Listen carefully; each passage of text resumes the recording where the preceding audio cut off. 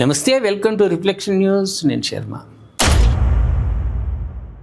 ఆమె అందమైన నా చిట్టి చెల్లి ప్రధాని మోదీ అన్నాడు. ఎవరినన్నాడు అంటే జపాన్ సంబంధించినటువంటి ప్రధాని సనాయే తకాయిచిని ప్రధాని మోదీ సంబోధించింది. మనం నిన్ననే అనుకున్నాం ప్రేక్షకులారా, డాలర్కు స్వస్తి పలుకుతూ జపాన్తో మనం సంబంధాలు పెంచుకుంటూ వాళ్ళ యొక్క ఇప్పుడు ప్రతి మనకు రూపాయి ఎట్లా అంటామో వాళ్ళ దేశంలో ఉన్నటువంటి కరెన్సీతోటే లావాదేవీలు నిర్వహించుకుంటూ ఉన్నాం.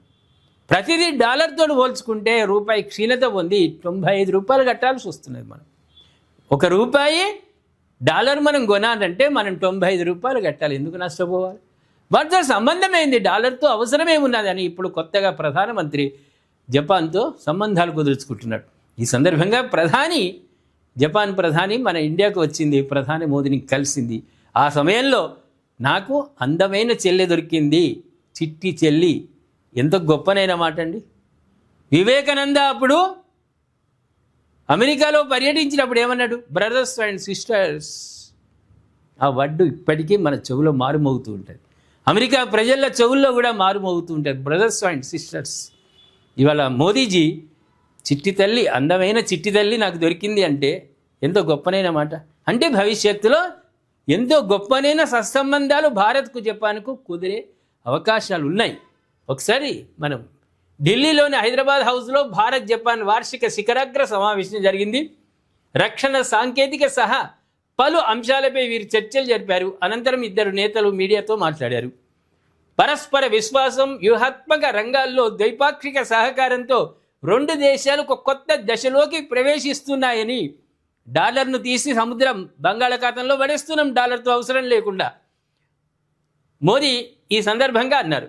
ప్రస్తుత ప్రపంచంలో నెలకొన్న అస్థిరత పరిస్థితుల్లో దేశాల మధ్య పరస్పర విశ్వాసమే వ్యూహాత్మక ఆస్తి అని ప్రధాని పునరుద్ఘాటించారు.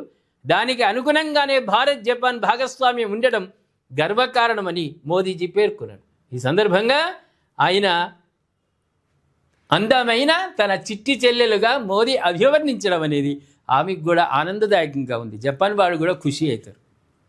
అదే వేరే ప్రభుత్వాలు ఏమైనా ఉంటే ఇంకేమంటుండేను, వేరే పార్టీల వాళ్ళు ఈ సమయంలో అధికారంలో ఉండి ప్రధానులు అయితే ఏం పడ్డు వాడేవాళ్ళో ఇక వాడి దేవుడికి ఎరక.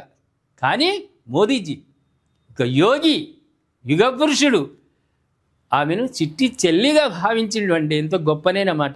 అంటే మన దేశానికే ఆమె చెల్లెలు. ఏమంటారు ప్రేక్షకులారా?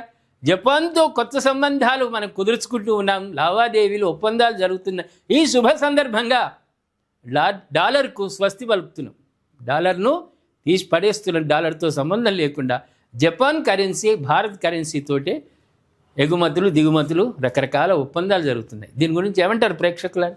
ఇది మంచి నిర్ణయమే కదా. డాలర్ను పోల్చుకొని నష్టపోయిన దానికంటే జపాన్ కరెన్సీ, మన ఇండియన్ కరెన్సీ, వాళ్ళు జపాన్ కరెన్సీ పెద్ద తేడా లేదు కాబట్టి భవిష్యత్తులో మార్కెటింగ్ వ్యవస్థలో వాణిజ్యపరంగా మనకు లాభదాయకమే కానీ నష్టం ఉండదు. మీరేమంటారు ప్రేక్షకులారా? జపాన్తో సంబంధాలు నష్టదాయకమా, లాభదాయకమా?